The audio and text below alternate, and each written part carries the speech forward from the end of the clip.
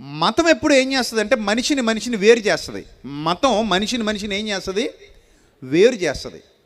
వేరు చేసి రకరకాల శాఖోపశాఖలుగా విడగొట్టేలా చేస్తుంది, విడిపోయేలా చేస్తుంది.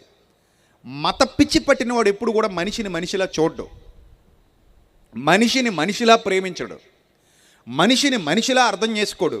చివరికి ఎంత దౌర్భాగ్యకరమైన దుస్థితికి దిగజారుతాడంటే సాటి మనిషిని ముట్టుకోవడానికి కూడా వెనకాడతాడు. ఏం చేయడానికి?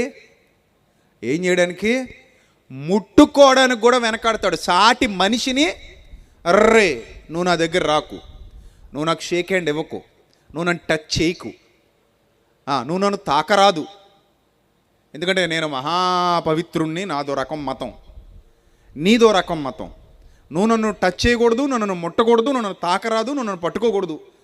అదొక రకమైన అంటరాని